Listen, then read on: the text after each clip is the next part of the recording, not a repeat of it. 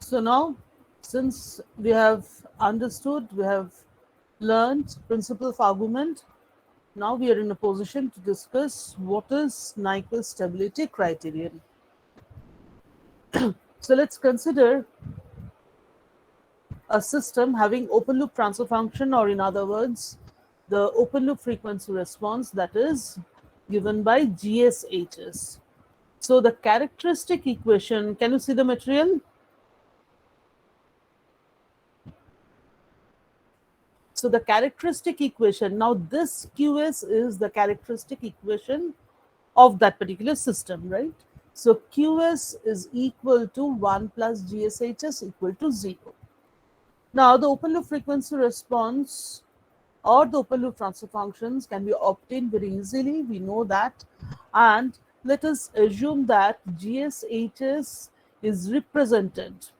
In most of the cases, GSHS is represented in pole zero form.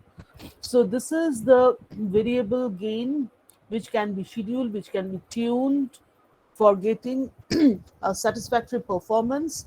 So GSHS is equal to K into S plus Z1, S plus Z2, S plus Zm, and in the denominator the poles are there, so S plus P1, S plus P2, S plus Pn.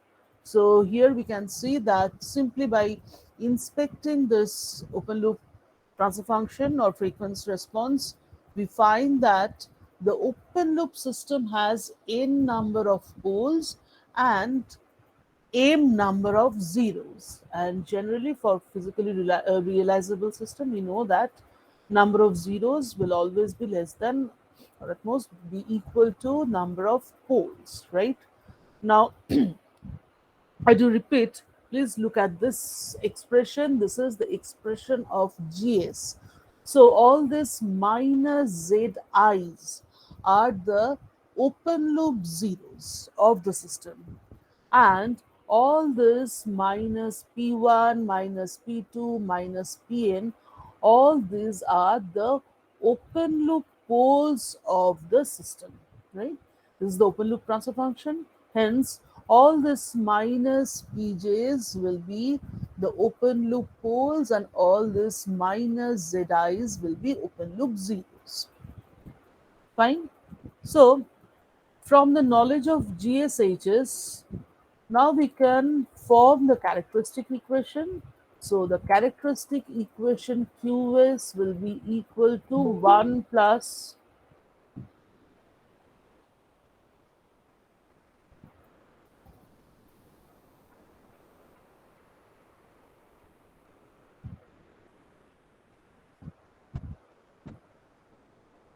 the characteristic equation will be given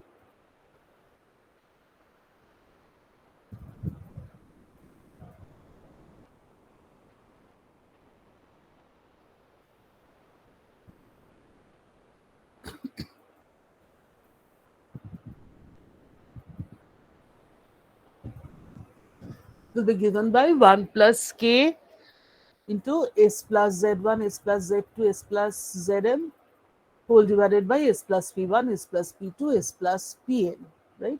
So this is the GSHS part.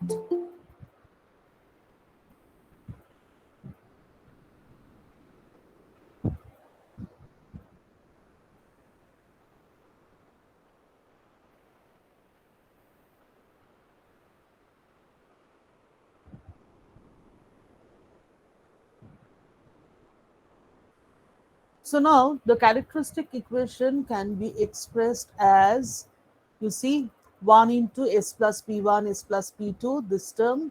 So this is the first term, plus k into s plus z1 s plus z2 dot s plus zm whole divided by, again, s plus p1 s plus p2 s plus pn, right? Right. So what will be the order of the numerator polynomial? This is the numerator polynomial.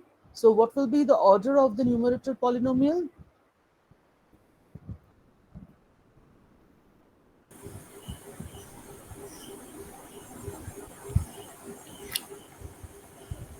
In, ma'am, in. N, right? So the numerator polynomial will be an nth order polynomial, and the denominator polynomial, already we have seen that it's an nth order polynomial, right?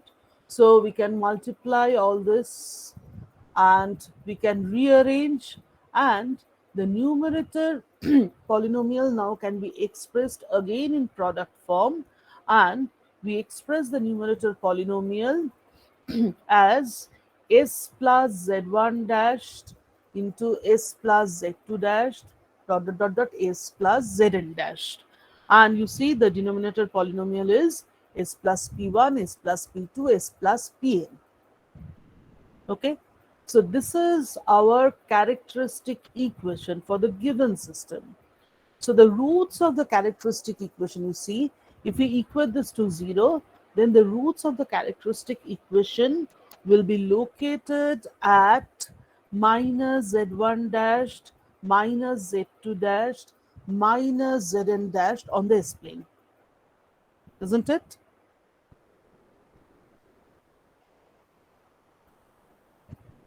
Yes or no? So the roots of the characteristic equations, I repeat, are located at s equal to minus zi dashed, right? And these are the minus p1, minus p2, minus pn. All these are the poles of the characteristic equation, or poles of this QS. Poles of this QS, right? So just compare this equation with the previous one, that is the expression for the open loop transfer function. And the poles of the open loop transfer functions were located at minus pj's. And if we compare this equation with the equation that we have derived just now, we see that the poles of QS are also located at minus pj's, right? So what is the obvious conclusion? The conclusion is the poles of the characteristic equation are same as the open loop poles. That means the locations of the closed loop poles of the system are same as the locations of the open loop poles of the system. You get my point?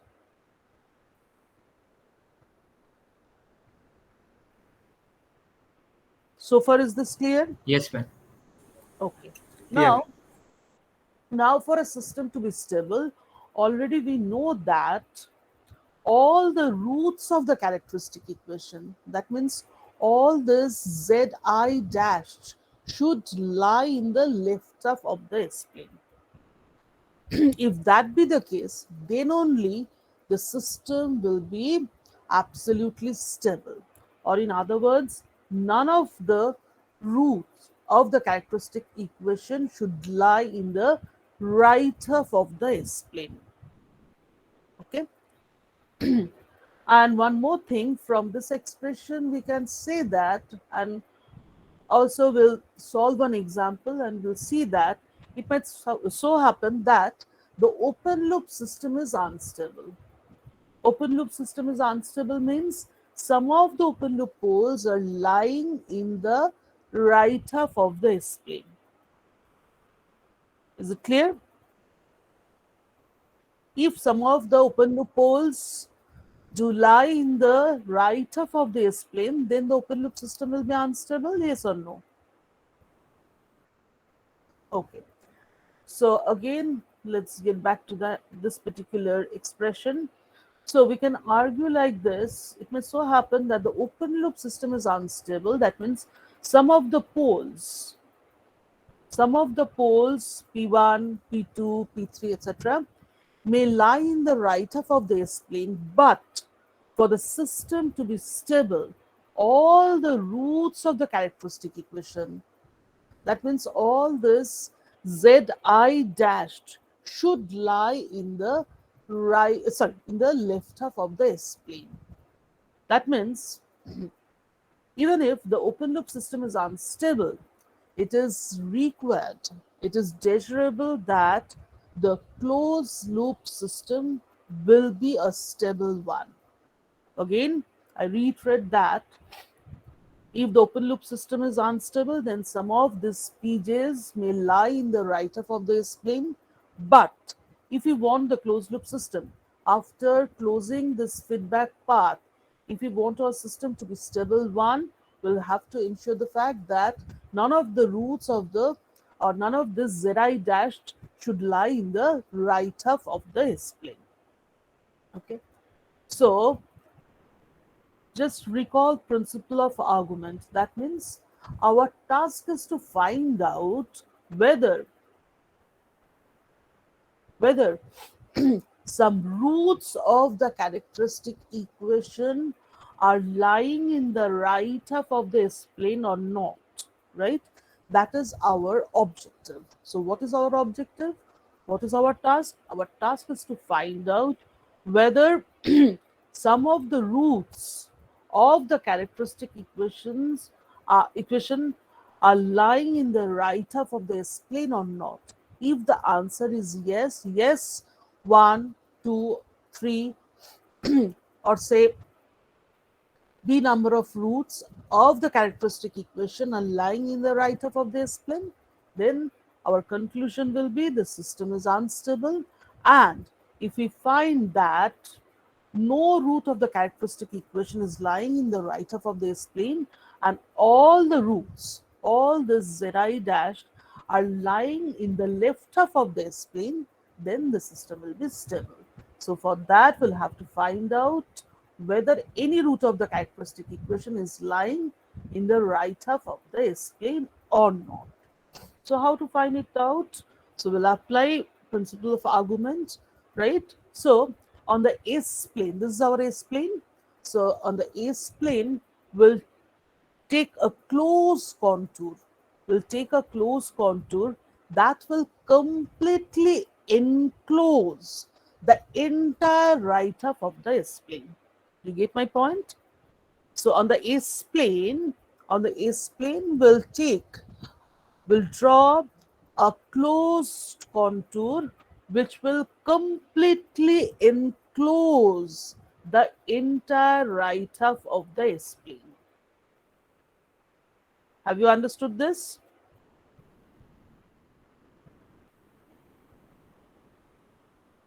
Yes or no?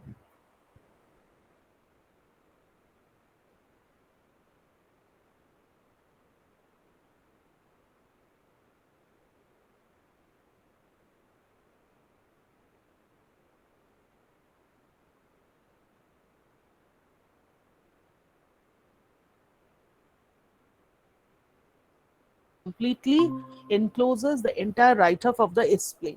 Then if one or two or three roots of the characteristic equation do lie in the right half of the S-plane, then the roots will be enclosed by this S-plane contour.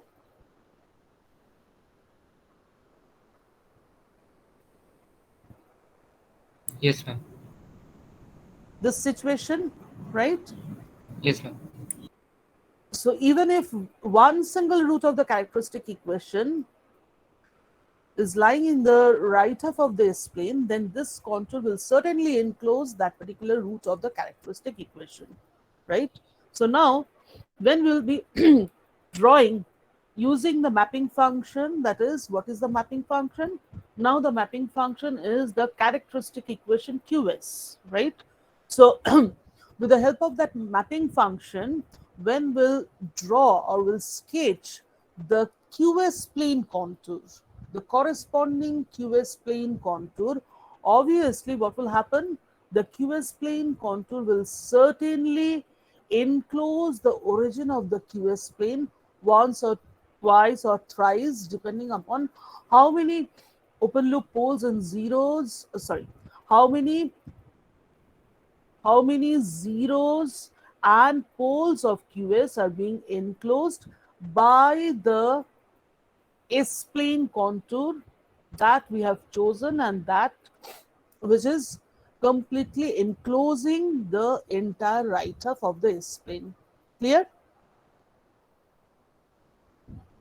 So Clear. the enclosure of the roots of the characteristic equation will be reflected on the QS plane as enclosure of the origin of the QS plane by the QS plane contour tau q, right?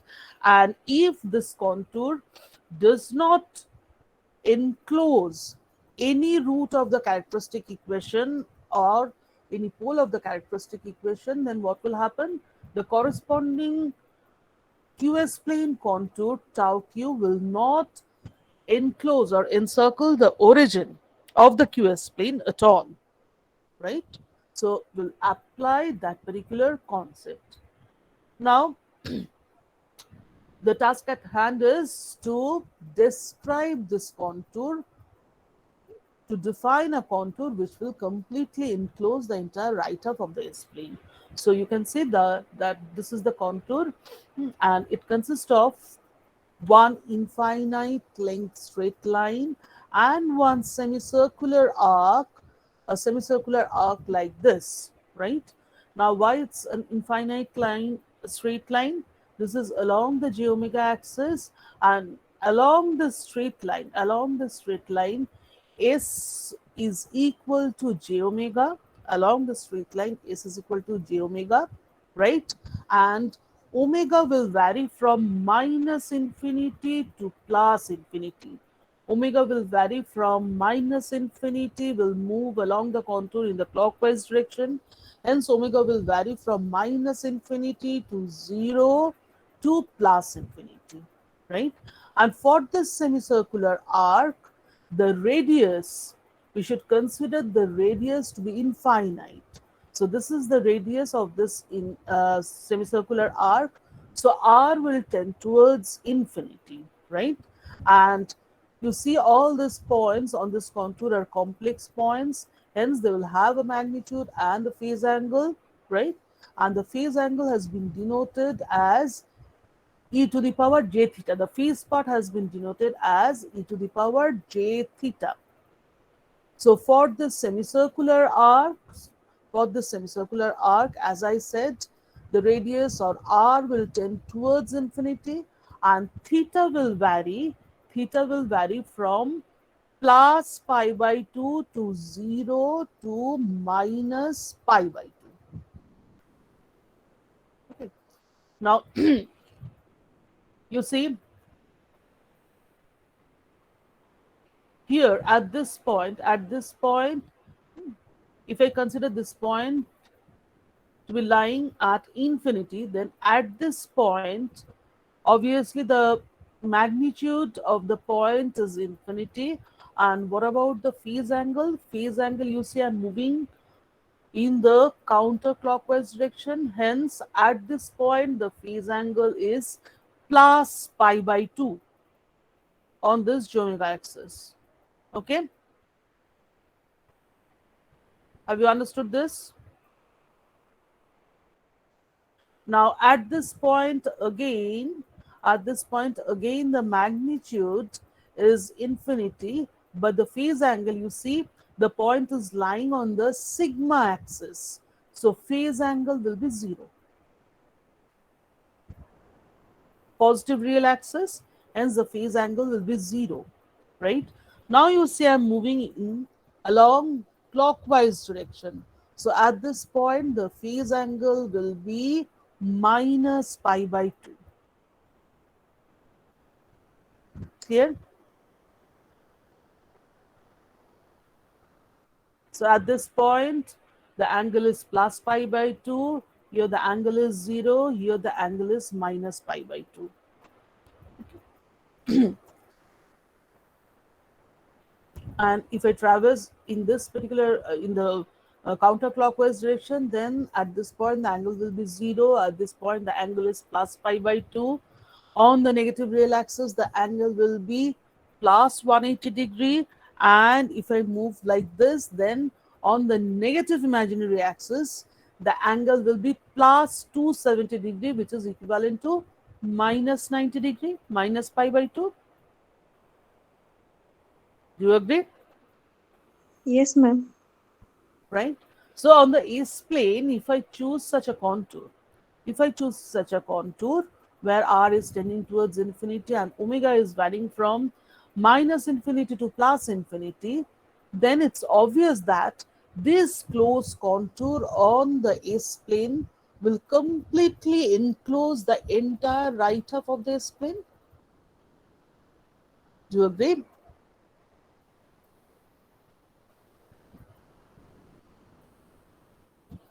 Right? So such a contour, and yes, we'll have to keep it in mind that this contour on the S plane should not pass through any singular point for the given QS, right? So such a contour on the S plane, closed contour on the S plane, which completely encloses the entire right half of the S plane, is called a Nyquist contour. So the closed contour that we are considering on the S plane is known as Nyquist contour.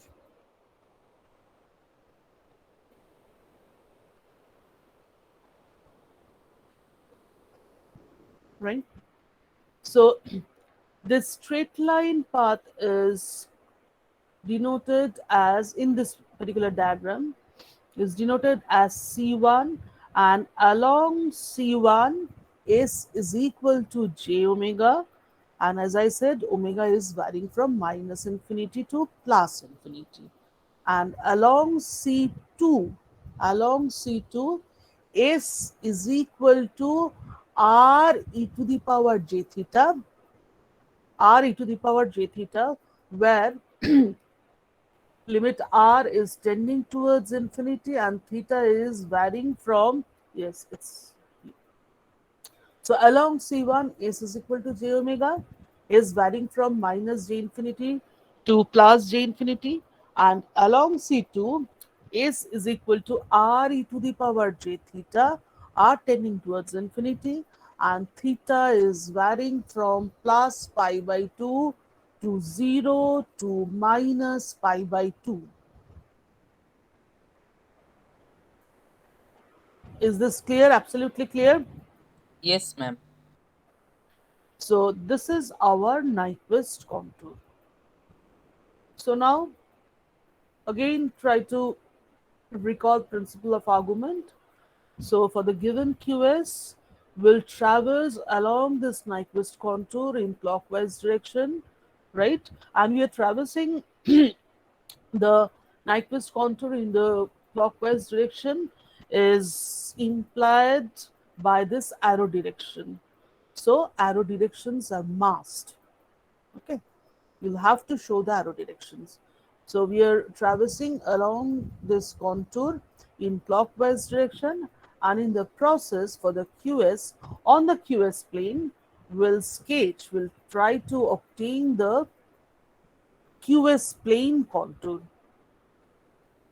Now let us assume that the Nyquist contour that we have considered on the S plane encloses Z zeros and P poles of QS. Z zeros and P poles of QS.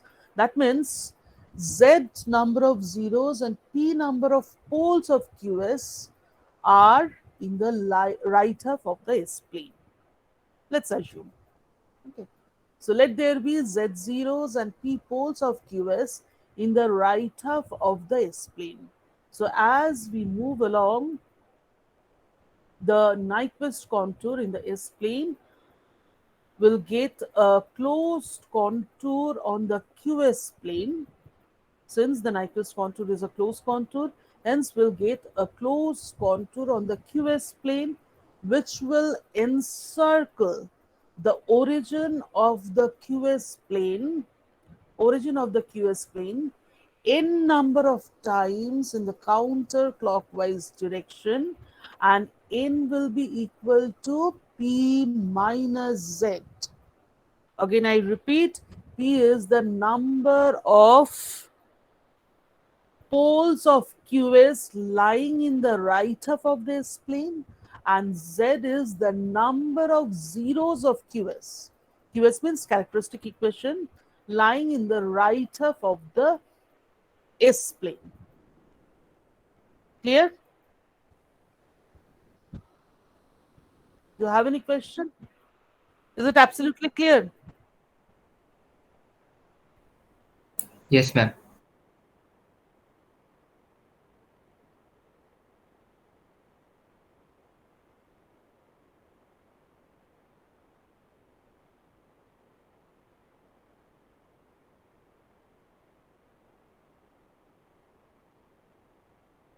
N number of times in counterclockwise direction, right? Now, what is Z? Z are the roots of the characteristic equation. Z are right? So for a system to be stable, it is required that this Z should be equal to 0. Isn't it?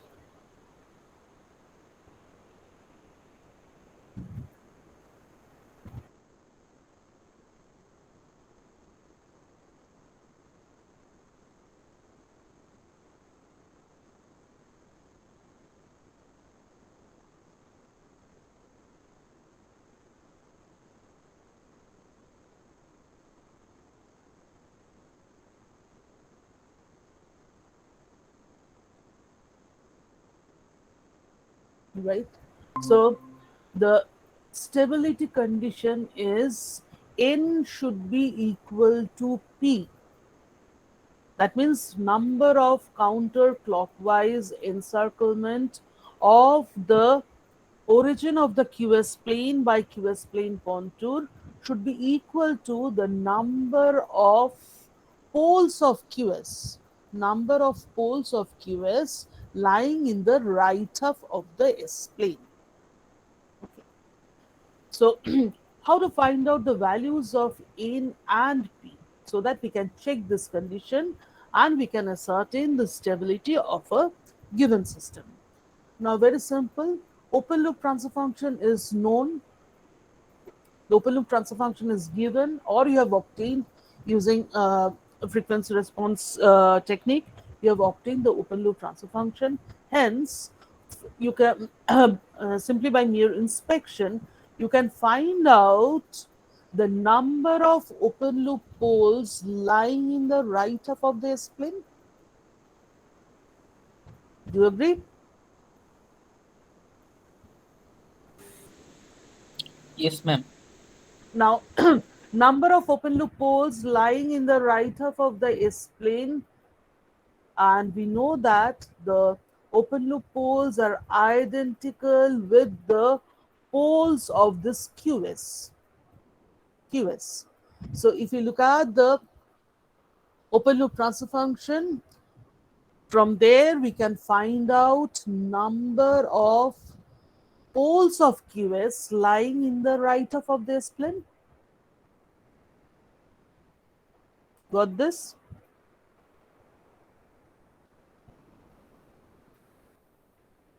So that means we have obtained the value of P in once we construct the QS plane contour. It's very easy, very simple to construct the QS plane contour, that is tau q. Then we can count the number of encirclement of the origin by the QS plane contour. Like in this case, you see, just I'm considering the QS plane contour. So if we can construct the QS plane contour, then very easily we can find out that the number of encirclement of the origin of the QS plane by the QS plane contour tau q is twice in the counterclockwise direction, right? So once we construct the mapping function is known, so QS is known. So once we construct the QS plane contour, we can find out the value of n. So if we find n, that n is equal to p, that means in this equation z will be equal to 0. That means no root of the characteristic equation is in the right half of the S plane, thus the system will be stable, right? And in commonly occurring cases where the open loop system is itself stable. So if the open loop system itself is stable, that means P, number of poles of the open loop system lying in the right half of the S plane. This value of P will be 0. Clear? Yes, ma'am. So P will be 0. So if P is 0, and for the stability of the system, it's required that Z should be equal to 0. Hence, the stability condition reduces to N is equal to P is equal to 0. Is equal to 0. That means if the open loop system is itself stable, then the QS plane contour should not encircle the origin of the QS plane at all, right? And hence the encirclement, number of encirclements in the counterclockwise direction should be equal to 0. Clear?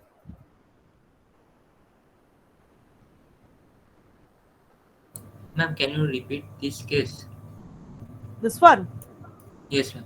So in most of the cases, we find that the open loop system itself is stable. So if the open loop system is stable, that means no pole of the open loop system Or be on the right. right hand of the S plane. That means P, number of open loop poles lying in the right of the S plane, should be equal to 0. Yes, ma'am. Not should be. The number of poles, Should. open loop poles lying in the right half of the S plane is 0. Okay, Yes, ma'am. is it clear? So let's get back to that particular equation. N is equal to P minus Z. So P is equal to 0. P is equal to Z 0. And we want Z to be equal to 0. Number of roots of the characteristic equation lying in the right half of the S plane for stability, Yes, ma'am. right? So automatically N will come out to be equal to 0, and 0. that is the stability condition. If the open loop system is stable, then the number of encirclement, or we can derive that very easily from this equation as well. N is equal to P is the general stability condition. Now if P is 0, then N should is 0. Automatically N will be 0, right? So the number of encirclement of the origin of the QS plane by QS plane contour will be 0. Now it's clear? Yes, ma'am. Okay. Now this is not actually the Nyquist stability criterion. Why? Because yes, we can find out using this method, we can find out the number of roots of the characteristic equation lying in the right half of this plane, but we can make it simpler. Why? Our claim was that if the open loop transfer function itself is known, then we can apply Nyquist stability criterion to ascertain the stability of a given system, right? So we'll it's not required to form the characteristic equation QS. So here we have developed a stability criterion where we have formulated QS, that is the characteristic equation, from the open loop transfer function, and we have applied principle of argument, and we have derived the stability conditions. Okay. So to make it simpler, what can be done? You see, let's look at this equation. 1 plus GS is our 1 plus GS HS is our characteristic equation. So the open loop transfer function GSHS is equal to 1 plus GSHS, or in other words QS, minus 1. Do you agree? Yes, ma'am. Now first let me uh, put it very simple. So what is the significance of this equation? From S plane for the given QS, we did conceive another plane which is QS plane, right? Now from this expression, now we can conceive another plane which we'll call GH plane. GH plane, right? And how to obtain GH plane from the QS plane? You see the equation is GH is equal to 1 plus GH minus 1. So simply, if you give a translation to this axis, and if the axis is translated at this point, what is the point? The point is minus 1 plus J0. Then the plane that will get will be our GH plane. Have you understood this? Yes, ma'am. Is it absolutely clear? Clear, ma'am. And we can apply simple vector algebra, and with the help of which we can show that the shape of the QS plane contour will remain unchanged, and the GH plane contour now we are considering a plane which is GH plane.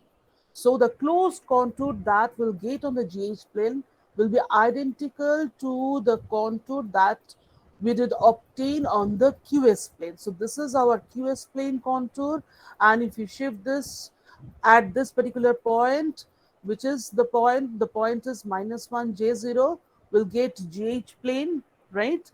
And you see this is the GH plane contour which is identical to the tau GH. Tau GH means GH plane contour. So this is our QS plane contour, this is our GH plane contour. And you see this is our QS vector, isn't it? 1 plus GH. This is our QS plane. This is the origin of the QS plane.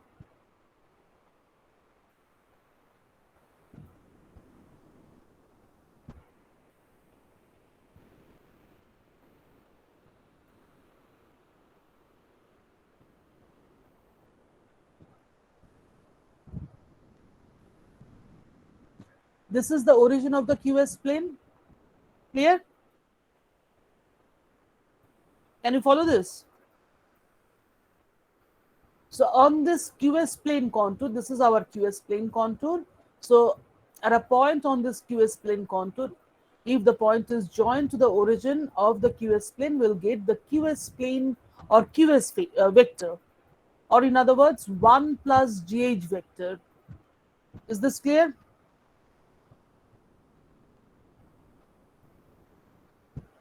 Yes, ma'am. And what is this? This is minus 1. So this is our GH vector.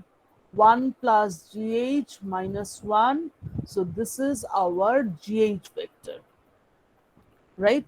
So simply we'll apply principle of argument. Only the difference will be now the critical point is not the origin of the QS plane. And if we think about QS plane, then now the critical point has become minus 1 J0 point, right? So now we'll have to count the encirclement of this point minus 1 J0 point, which we call the critical point, minus 1 J0 point by tau GH, that means GH plane contour.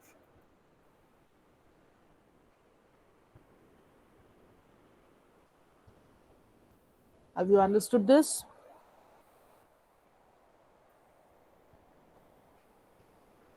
Have you understood this?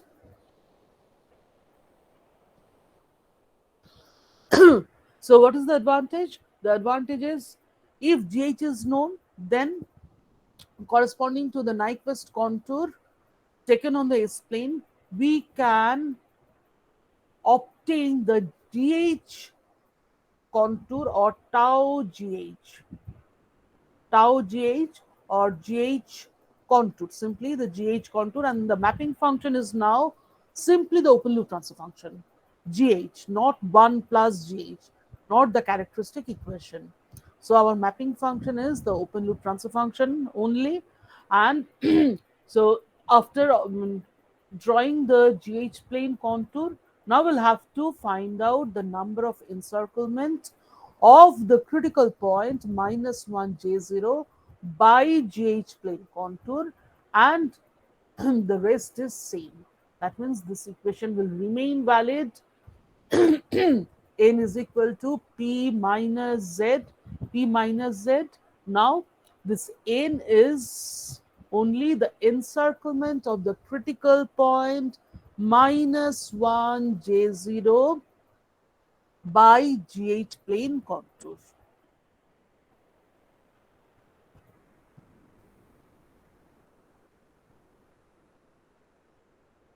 Is it clear?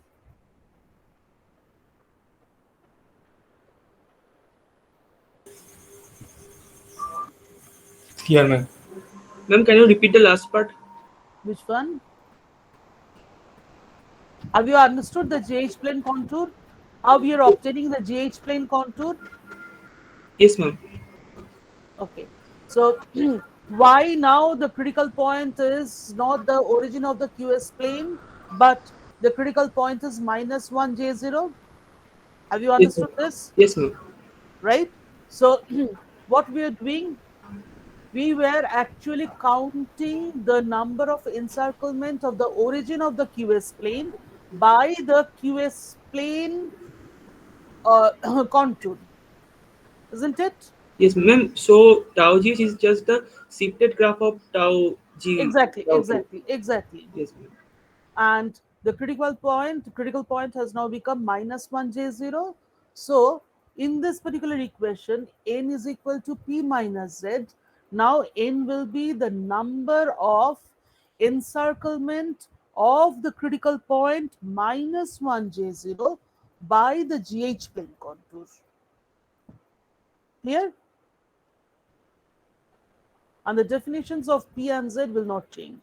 P is the number of open loop poles lying in the right half of the S-plane and thus enclosed by the Nyquist contour, and Z is the number of the roots of the characteristic equation lying in the right half of the S-plane. These two definitions will not change. Clear?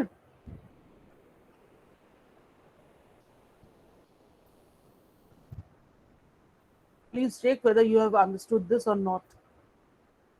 Yes, ma'am. Thank you, ma'am. So now we can state the Nyquist stability criteria. So if the GH plane contour tau GH corresponding to the open loop transfer function GSHS of a given system encloses or encircles the critical point -1 J0 in counterclockwise direction as many times as the number of right half open loop poles of GSHs, then the closed loop system will be stable. That means n is equal to P. N is equal to P. So if n is equal to P, that means Z is equal to 0. So the open loop system will be stable. Okay, let me read out again. So if the contour tau GH of the open loop transfer function GSHs corresponding to the Nyquist contour in the S-plane encircles the point -1 plus J0 in the counterclockwise direction as many times as the number of right half S-plane poles of GSHS, then the closed loop system is stable. Please go through this lines and please find whether you have understood this or not. If required, I can explain once more.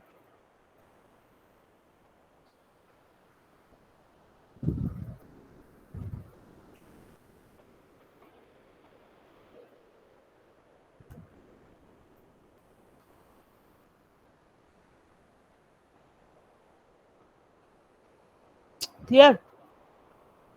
Have you understood?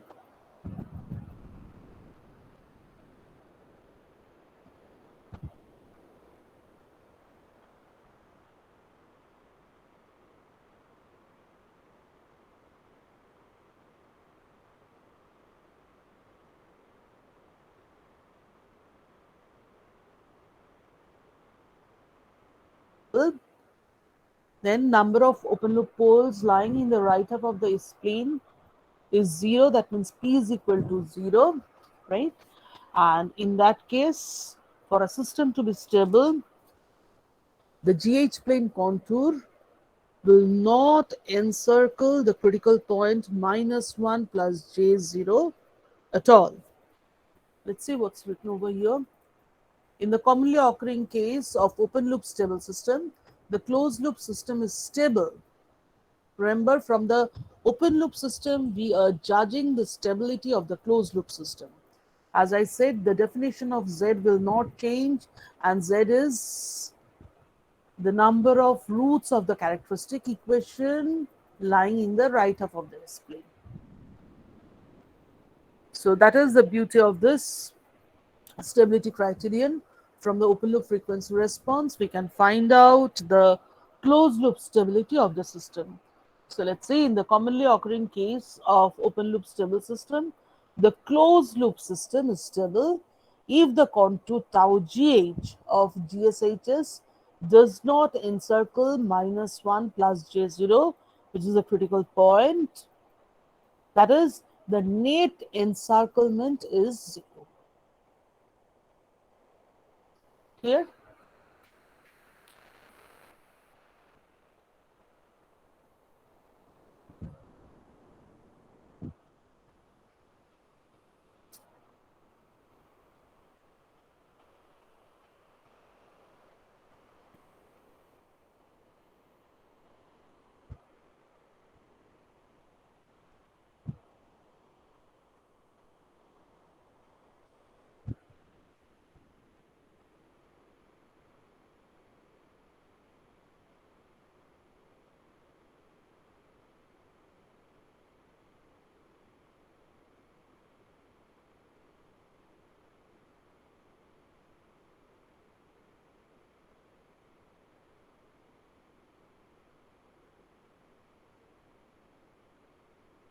Less than equal to n, then the semicircular arc, that is limit s tends s when s is equal to r e to the power j theta, the semicircular arc will be a real constant, a single point on the GH plane as r tends to infinity, right? And if m is less than n, then this will be the semicircular arc will be mapped onto the origin of the GH plane. It will be 0. Right? And there is another very interesting thing, that is, this is our Nyquist contour, right? Now I can break this path into two paths. Let's call this path C11 and this path C12. So along C11, you see omega is varying from 0 to plus infinity. Now I am moving in the clockwise direction, and along C12, omega will vary from minus infinity to 0. Do you agree? Okay. So if we just try to obtain the mapped version of this path, that is C11, that would be sufficient for sketching the GH plane contour or QS plane contour. Okay, why? The reason is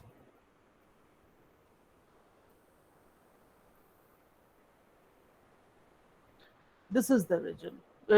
This is the reason. So along C1, 2 will get points which are G star J omega, H star J omega. That means conjugate points. Conjugate points. হ্যাঁ বল হ্যাঁ Please mute your device. হ্যাঁ Please mute your device. কয়জন হ্যাঁ কেন বলা হবে না আয়।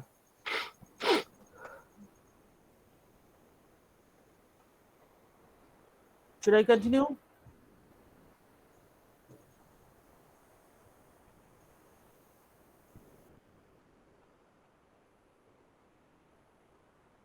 So G conjugate J omega, H conjugate J omega from Fizer algebra, you know that is equal to G minus J omega, H minus J omega. So from this expression, it's clear that the Nyquist plot is again going to be symmetrical about the real axis.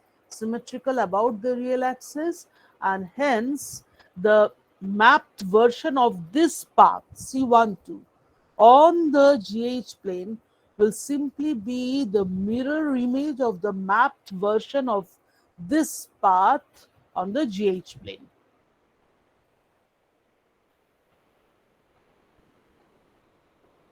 Have you understood this? Ma'am, can you repeat this portion?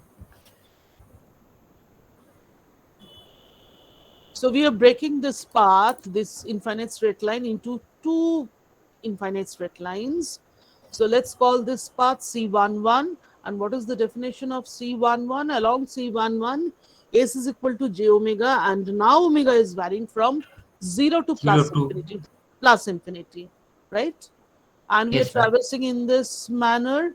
So this is the path which we are denoting by C12. So along C12, omega is again S is equal to J omega, but now omega is varying from minus infinity to 0, right? And you see that each point on this path is basically a conjugate point of a point on this path, lying on this path, Yes, ma'am. right? So, and we know that we are familiar with this expression, that is G conjugate J omega, H conjugate J omega is equal to G minus J omega, H minus J omega. I guess you know this, Yes, ma'am. right? So that means the Nyquist plot is going to be symmetrical about the real axis, And to depict, let me tell you one thing, that is, for QS plane, we level the axis as U and JV. And for GH plane, generally the general convention is to represent the real axis as RE and the imaginary axis as IM. So real and imaginary. So the GH contour on GH plane will be symmetrical about the real axis, And since for this particular property, we'll find that the mapped version of this path on the GH plane, right? The mapped version of this path on the GH plane will be simply, or rather the mapped version of this path on the GH plane will be simply a mirror image of the mapped version of this path about the real axis. Yes, ma'am. Clear? Now have you understood? Yes, ma'am. Okay. And please note that tau gh, that means the closed contour that we are sketching on the gh plane, given the Nyquist contour on the S plane, is called the Nyquist plot. So this tau gh will be called a Nyquist plot. The closed contour that we are taking on the S plane is our Nyquist contour, and the closed contour that we are sketching on the GH plane, tau GH, is the Nyquist plot.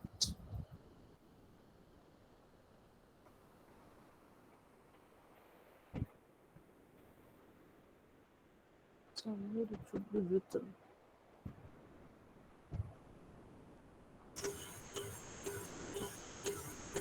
Right at this moment, I don't find it. Please note it down. Please note it down. The closed contour that we are taking on the S plane. S plane is called the Nyquist contour.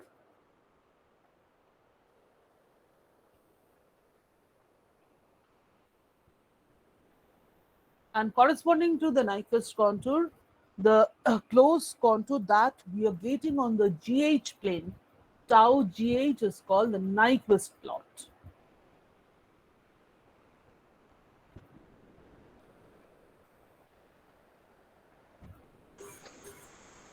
Hello, ma'am. Yes. Does the Q contour cut the U axis at the point +1, 0? No. QS contour, ma'am. No. Just look at this contour. Is it crossing the real axis at minus 1 plus j0? This is Ma'am, the in the point. right side. Which one? Right side means? Right side This means? point. This point. Yes, ma'am. Are you talking about this point? No, no, no, no, no, no, no. Not at all. And we are not at all interested about QS plane contour or tau Q anymore. We are now interested about the GH plane contour. Okay, ma'am.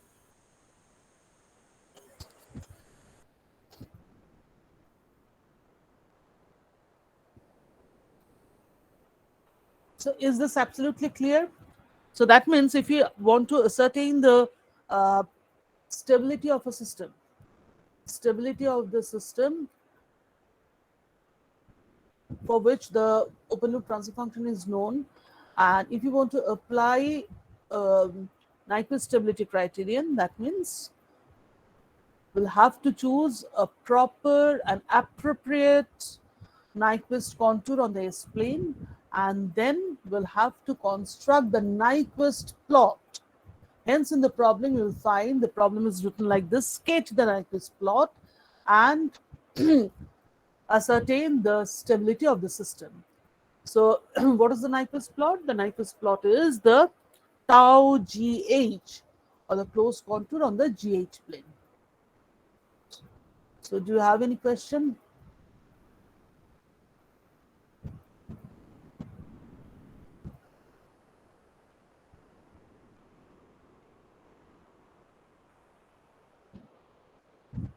So far, is this clear?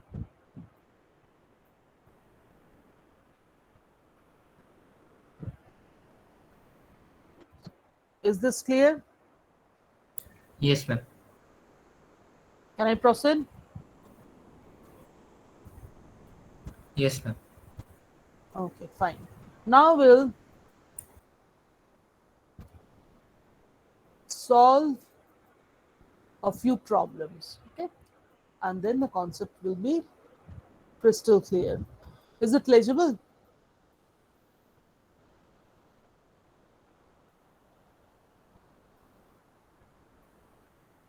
Is it legible?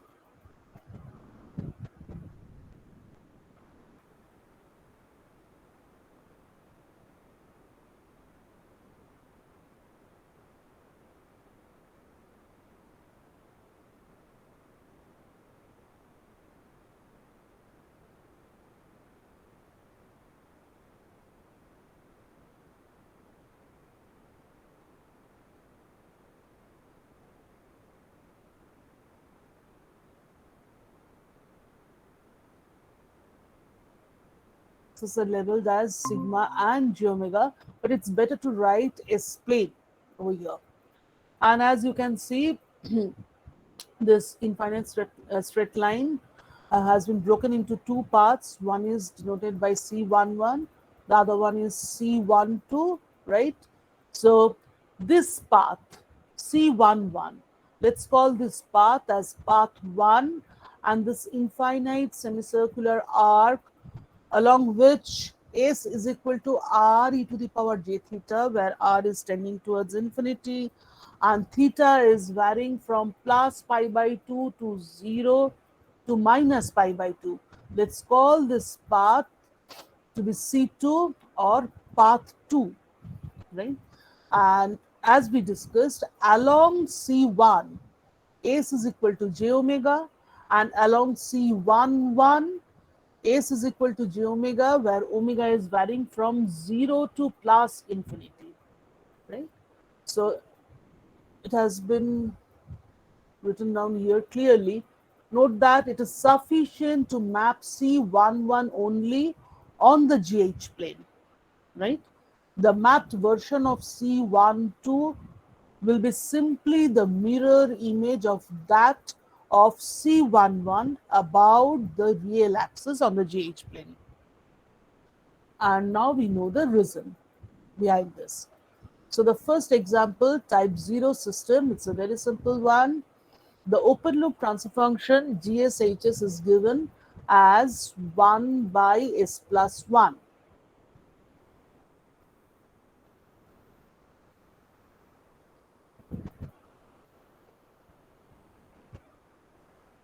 ঠিক আছে, হাতে করো, তো আমি বলছি, আমি explain করছি, শোনো, শুনে নিজেরা হাতে করো।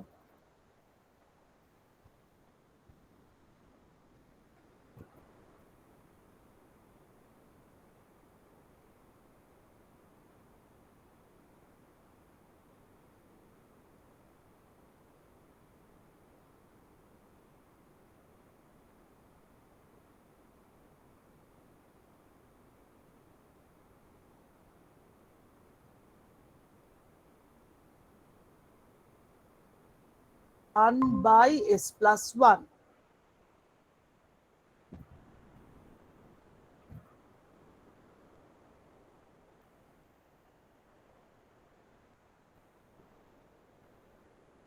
Done?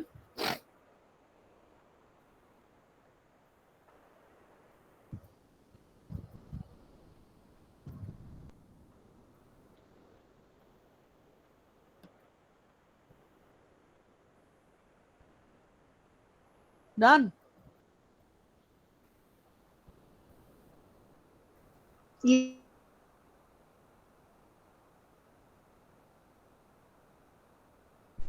What did I say? Our first task is to select the Nyquist contour on the S plane. So for this open loop system, first of all, draw this Nyquist contour. Draw the S plane and draw the Nyquist contour. 1 second, let me explain. For this particular system, you see, we can appropriately choose this closed contour to be the Nyquist contour, because what is the singular point? The singular point for this system is at S equal to minus 1. And you see the closed contour that we are choosing, selecting on the S plane, which will completely enclose the entire right half of the S plane, does not pass through that singular point, which is located at S equal to minus 1, right? So this contour, this closed contour on the S plane can be chosen appropriately as a Nyquist contour for this type 0 system. Clear? Clear, ma'am. So draw this S plane, and in the right hand side, just draw a plane which is our GH plane. So as we will move along this Nyquist contour, we'll go on pointing the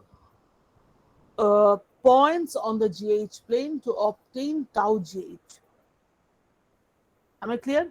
So here you draw another plane, which is the GH, which is going to be our GH plane, and the real axis will be leveled as RE, and the imaginary axis is leveled as IM. Let me show you.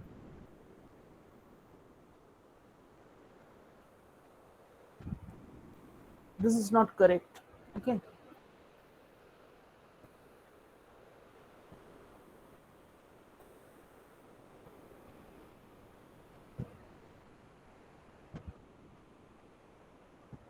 So as you can see, this is our Nyquist contour. We have chosen this contour to be the Nyquist contour, which is not passing through the singular point of the system.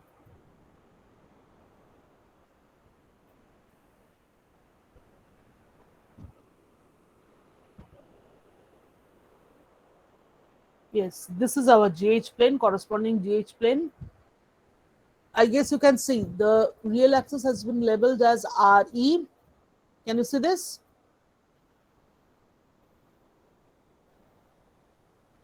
Yes, ma'am. And the imaginary axis is IM. And here you should write GH plane.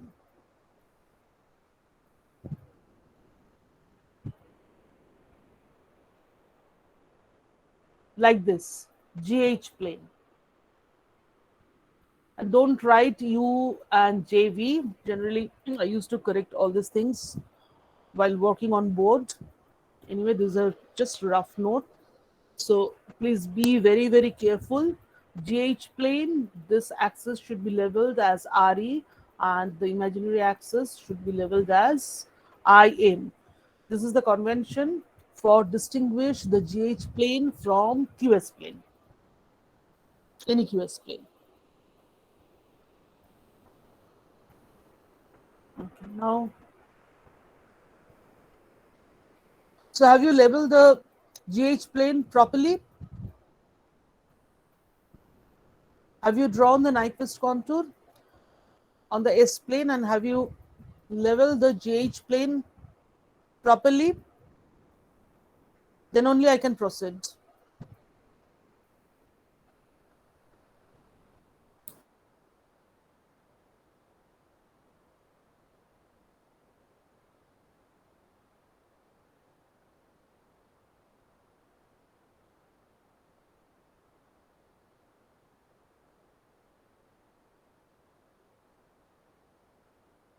This path as path 1, path 2, path 3. So along path 1, GSHS, I've written this in short form, GSHS is equal to G j omega H j omega. Why? Because S equal to j omega. So you should write along path 1 here, S is equal to j omega. Right? Therefore, GHS is equal to GH j omega is equal to, in place of S now, we can replace j omega. So the sinusoidal transfer function will be 1 by j omega plus 1.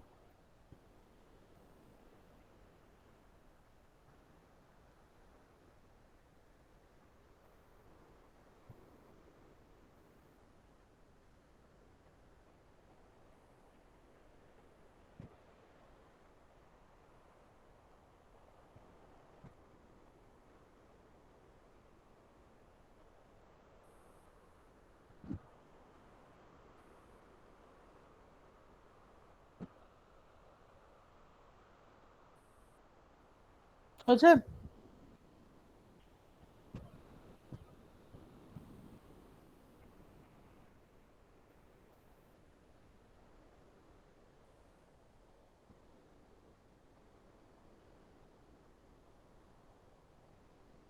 That's it.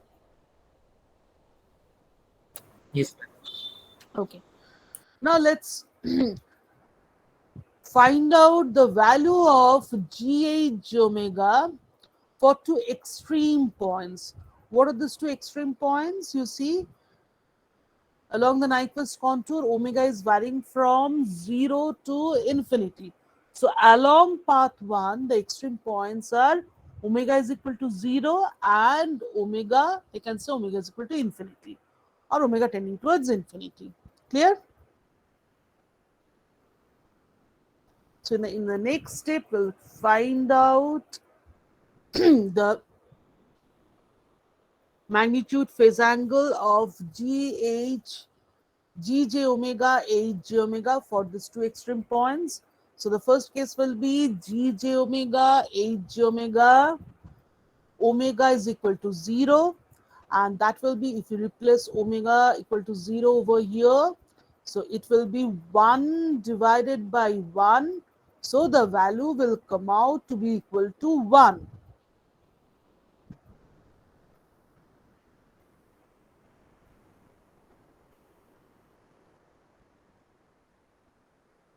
First you try to understand, I'm trying to explain. So first you understand, then you take the note or do it on your own.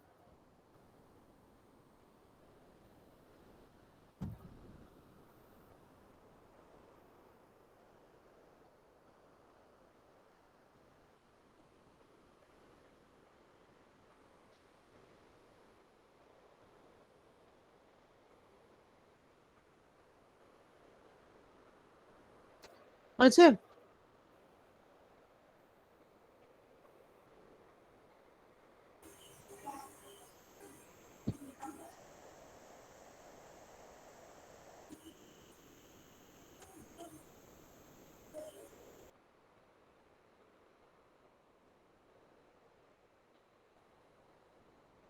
That's it.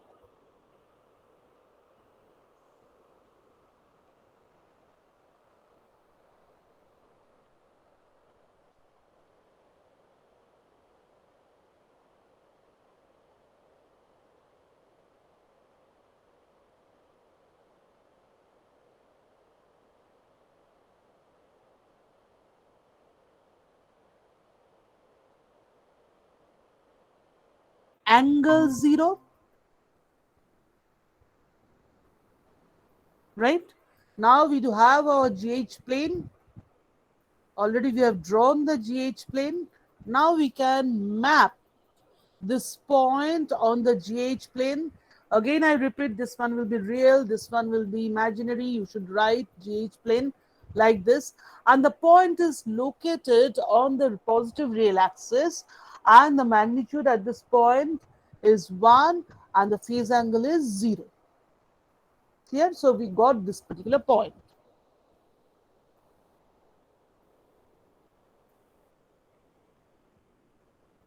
Clear?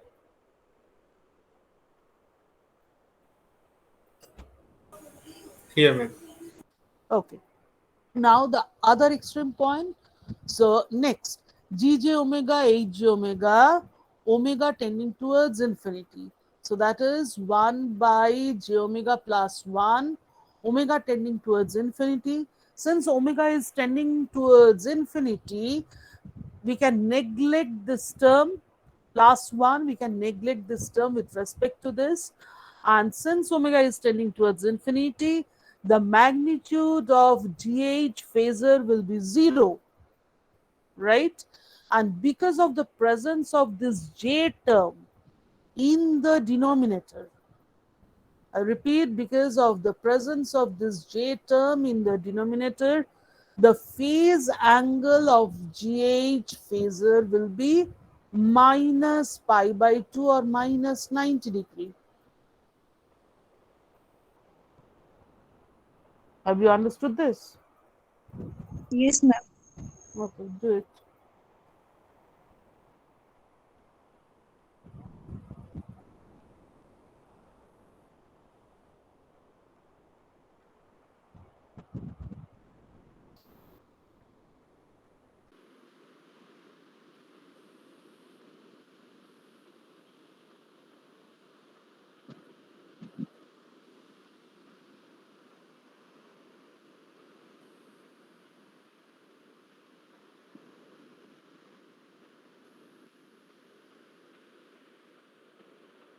Okay.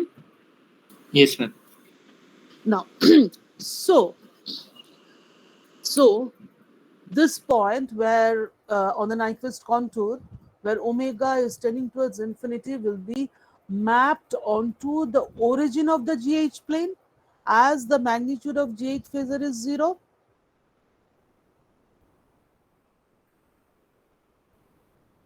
Yes, ma'am.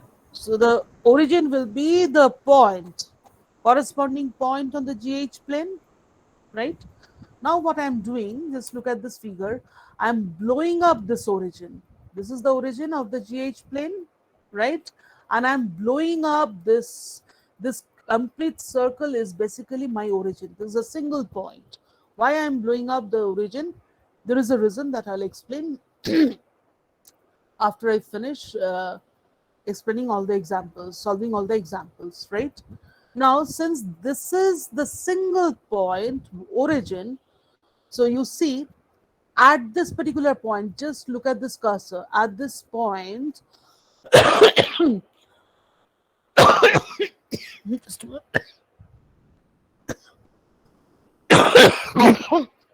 Sorry.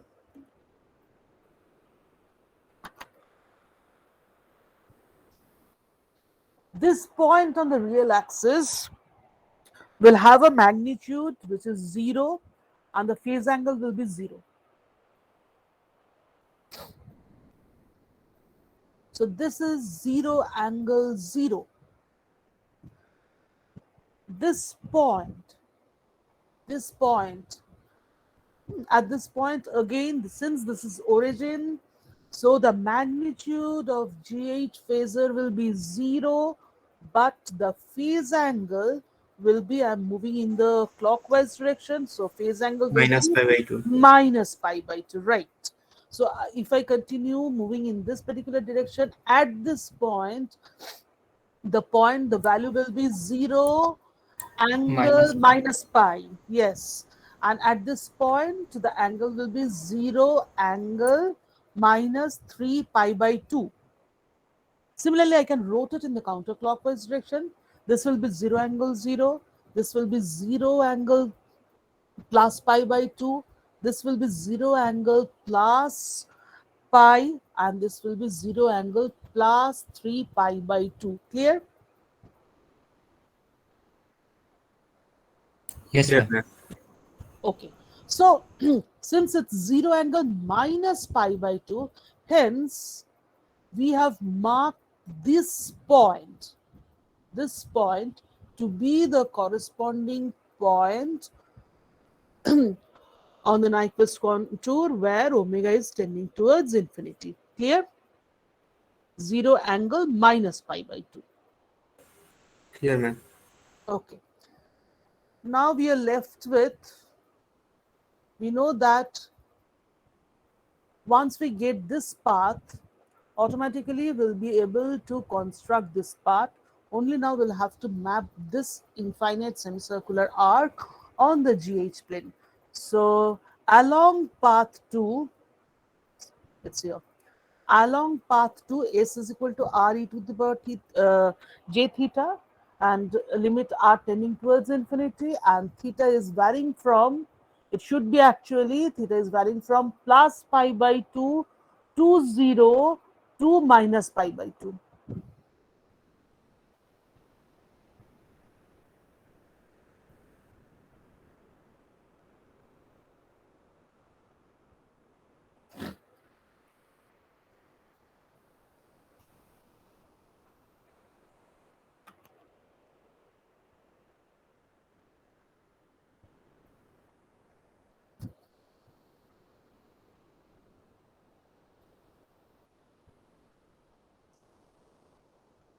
ঠিক আছে? So that is S on the Nyquist contour.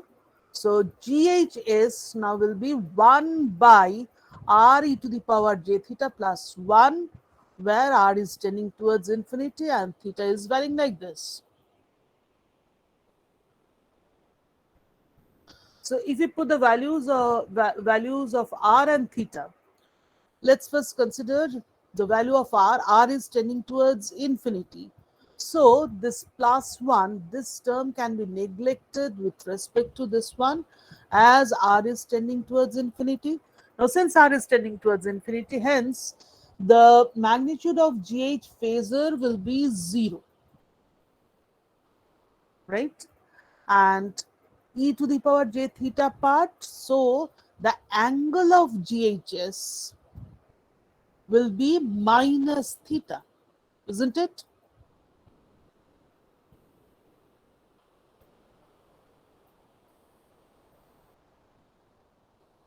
Yes, ma'am. So 0 angle minus theta. Now we are traversing along the semicircular arc, and we know that in the process theta is varying from plus pi by 2 to 0 to minus pi by 2. So if we put the values over here, we'll get that GH phasor will rotate like this: 0 minus pi by 2. We are putting this value plus pi by 2 over here. So the Nyquist plot will start, or GH contour will start from 0 angle minus pi by 2, then it will rotate up to 0 angle 0, and then finally it will terminate the path 2. Path 2 will terminate onto a point which is 0 angle plus pi by 2. Understood?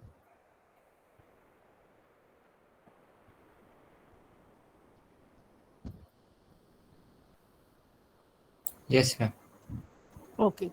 So net change in angle of GH phasor while we are traversing along a semicircular arc is equal to plus pi by 2 minus minus pi by 2, which is equal to pi. That means 180 degree. Yes, Yes, ma'am. ma'am. So that means on the GH plane, again we'll get a semicircular arc, with a radius which is equal to 0, and this is the arc. So the path, the mapped version of path 2 on the GH plane will be like this. It will start from 0 angle minus pi by 2, then it will move to a point which is 0 angle 0 on the real axis, and finally path 2 will terminate onto a point which is 0 angle plus pi by 2.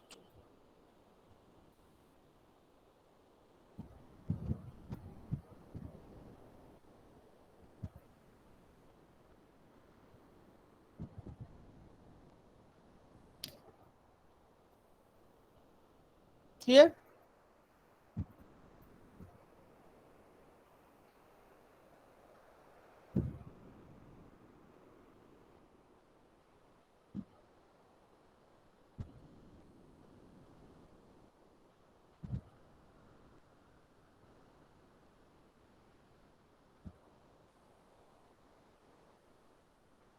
Is it clear?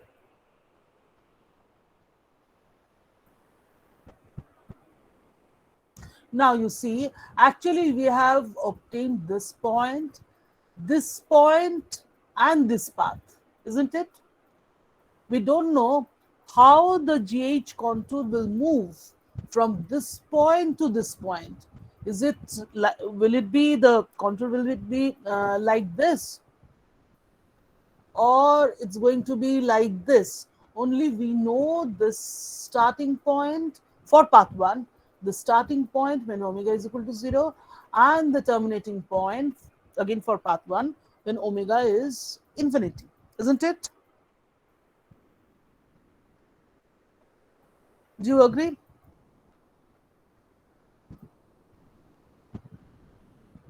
Yes, ma'am. And this path, that means mapped version of path 1 is really of importance to us, right? So what is required? You'll have to take 5 to 6 frequency points, like 10 radian per second, 100 radian per second, 1000 radian per second, or 10, 50, 100, 500, like this. 5 to 6 representative um, frequency points from 0 to infinity, and you'll have to compute this GH phasor, that means magnitude GH and phase angle of GH, so that we can predict what is going to be the nature of the mapped version of path 1. Okay, it's written over here. For path 1, take 5 to 6 frequency points and hence try to predict the mapped version of path 1 on the GH plane. So let me show you. Please combine these two notes and solve this equation, solve this problem in a proper manner.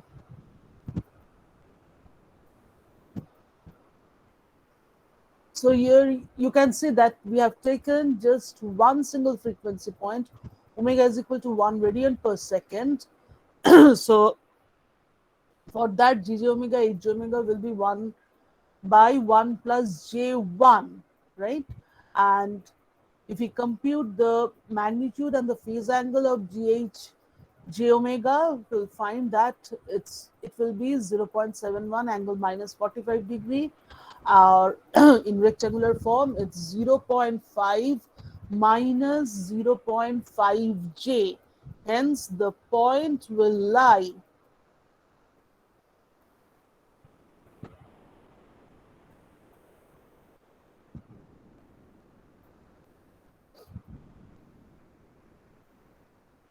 hence it's obvious that the points will lie in the 4th quadrant, isn't it?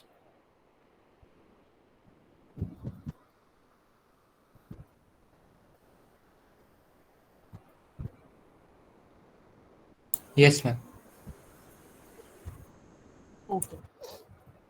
And if you take some more points, you'll find that the mapped version of path 1 will remain confined in the 4th quadrant, and the approximate nature of the path will be like this. The path will start, or tau GH will start from this point and will terminate onto the origin at this particular point. And then for path 2, this is the nature of the path, right? And the tau GH will move from 0 angle minus pi by 2 to 0 angle plus pi by 2.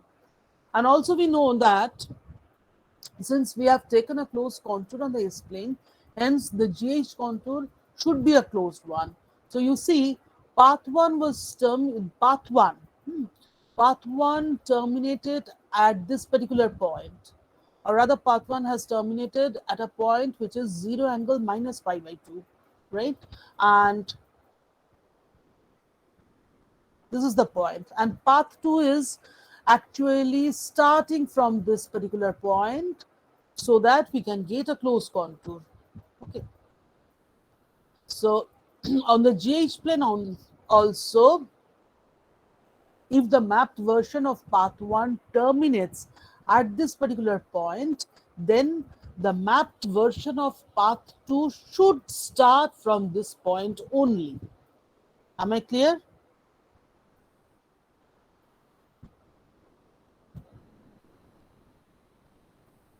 Am I clear? Yes, ma'am. So once you compute, just check whether you are getting, whether this point and this point is same or not. That otherwise you will not get a closed contour, and that implies that something is wrong in your calculation. So this is our path 2, and the mapped version of the of C12 will be simply the mirror image of this one. So this is the mapped version of C12, and this is our Nyquist plot. As simple as that. So we have obtained our Nyquist plot, or Nyquist or tau GH on the GH plane. And on the GH plane, you see, and the plot, if you traverse along this closed contour, you see the arrow directions will be like this, because we are starting from 0 frequency, and along this direction frequency is increasing, then path 2, then path 3, and we are coming back to the initial point, right? So arrow directions are masked. Okay, and on the GH plane, you see this is the critical point, -1 J0. This is the left half of the GH plane, left half of the GH plane, and since our critical point is -1 plus J0, so it will be somewhere over here. You don't have to sketch the Nyquist plot on a graph paper, it's not required. Just freehand sketch is sufficient enough. Okay, so this is our Nyquist plot, and from the given open loop transfer function, it's clear that no open loop pole is there in the right half of the S plane. There is one single open loop pole which is located at S equal to -1, right? And what about the number of encirclement of the critical point by this Nyquist plot or GH plane contour? This is the critical point, and as per our convention, we see that we can observe that the critical point is not being enclosed by this GH plane contour, isn't it?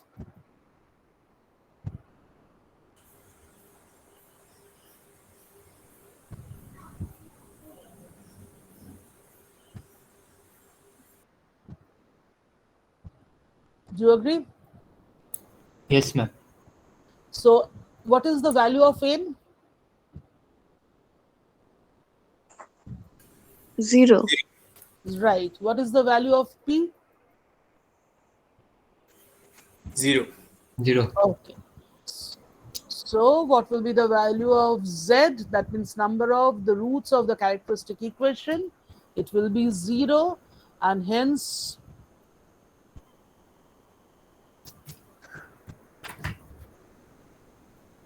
this is a better sketch. Only you'll have to replace u by real and jv by imaginary. GH plane, here omega is 0. In this direction, omega is increasing. At this point, omega is equal to infinity, right? And this is the critical point. So n, number of encirclement of the critical point by the contour tau gh is equal to 0. P, number of open loop poles lying in the right half of the S plane is 0, as there is one single pole at S equal to -1. So P minus Z is equal to N, P0, N0. So if we put the values in this equation, we'll find that Z is equal to 0. Z is equal to 0, or number of roots of the characteristic equation lying in the right half of the S plane is 0. So what is the conclusion? The conclusion is the closed loop system is stable, or in other words, we can say that the open loop system is stable when the feedback path is closed.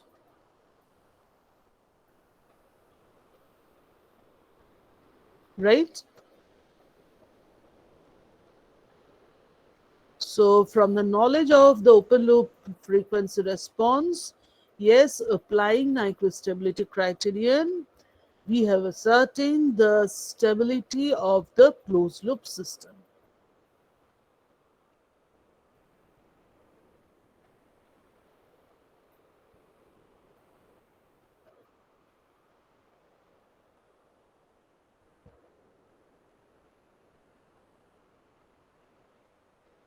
Clear? Clear, ma'am. Yes. Do you have any question? Anyone? Any question?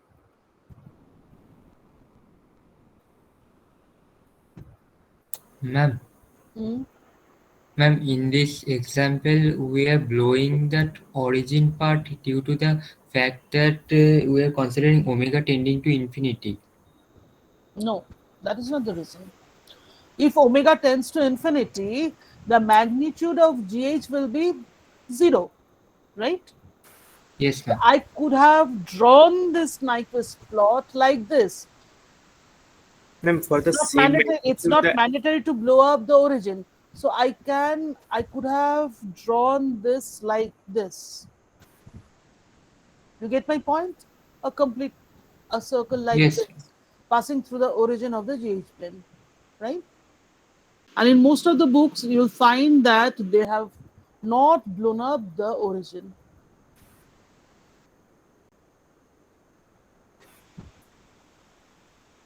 Ma'am, for the same magnitude, phase angle will be different. So for that, origin will be blown up, right?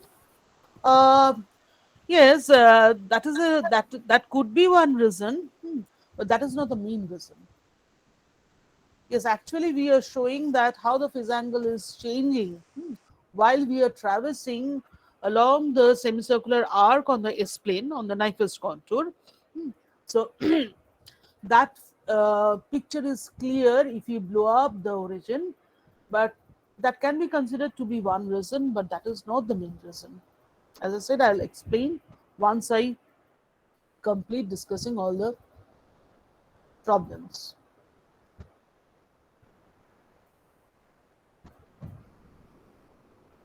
Any other question?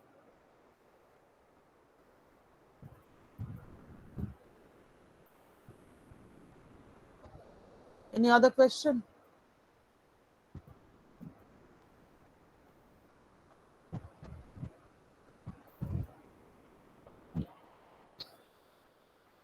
Yes or no?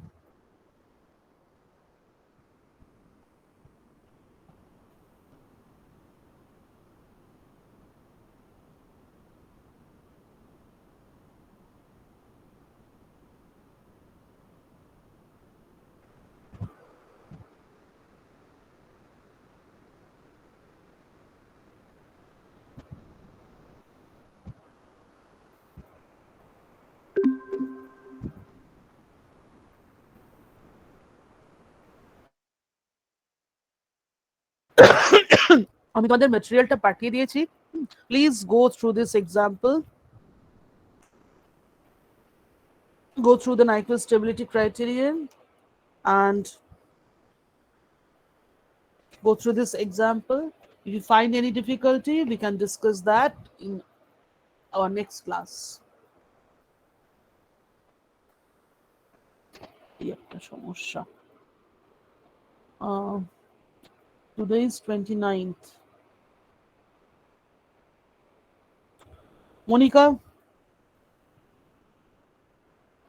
Monika বিশ্বাস,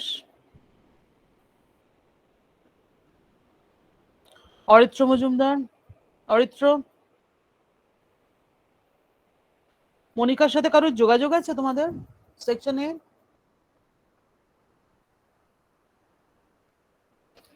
ও তো এতদিন পর্যন্ত প্রত্যেকটা ক্লাসই করেছে, last class আর আজকেও present নেই।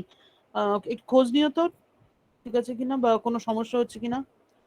মানে ও রেগুলারই ক্লাস করে। Gopal, Yes, ma'am. Present, ma'am. হ্যাঁ ঠিক আছে। Swarnadip, Yes, ma'am.